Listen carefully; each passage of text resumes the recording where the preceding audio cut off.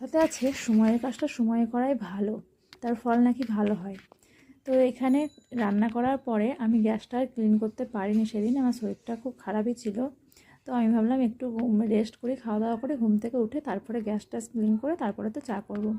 কিন্তু ওই যে ঘুমোতে গিয়ে তো একদম এমন ঘুম দিয়েছি যে সন্ধ্যের আগে ঘুমই ভাঙেনি। সন্ধ্যের সময় শাশুড়ি মা ডাকলো যখন, তখন তো ঘুম ভাঙলো। তারপরে তো ঘুমের ঘোর কাটতে কাটতে 10-15 মিনিট লেগেই যায়।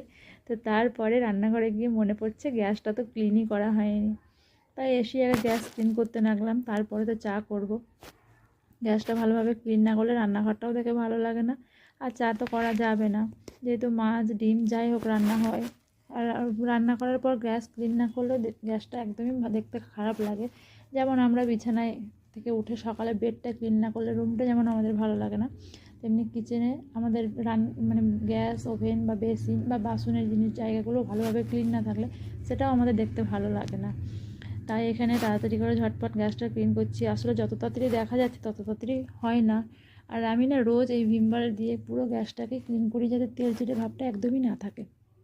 তারপরে এই আখাগুলো এগুলো আমি খুব ভালোভাবে ক্লিন করে নিই প্রত্যেক দিন। কারণ সেটা যদি 4-5 দিন পরে যে ভাববো যে ভালোভাবে ক্লিন করতে যাবো, তো সেটাতে অনেক সময় লেগে যায়। আমি এটা প্রত্যেক দিনের কাজ, প্রত্যেক দিন ভালোভাবে ভিম বার ইউজ করে তারপরে ক্লিন করে নিই। তারপরে যে এখানে চা বসিয়ে দিলাম, এখানে আমি একটু আদা দিয়ে দিই, কারণ আদা দিলে টেস্টটা বেশ ভালো আসে। লিকার চাটা মায়ের আর আমার করে নেওয়ার পর বরের জন্য আবার দুধের চা করতে হয়। এটা আমাদের মানে নিত্যদিনের কাজ। চাটা দুরকম হয়, সকালেও হয়, সকালে হ্যাঁ লিকার চা হয়, তারপরে দুধের চা পরে হয়, কিন্তু সন্ধ্যেবেলাতে লিকার চা হওয়ার পরে দুধের চা করতে হয়।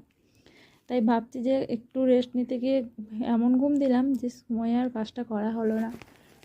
তো সংসারে প্রতিদিনের নিত্যদিনের কাজ থেকে ছুটি নেই, আসলে ছুটি দেবে কে?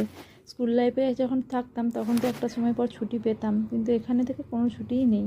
হ্যাঁ ছুটি আছে যখন বাপের বাড়ি যাবে, মানে বাবার বাড়িতে গিয়ে হয়তো মা ছুটি দেয়, কিন্তু সেইভাবে আর থাকা হয় না, বিশেষ কয়েকদিন থাকা হয় না।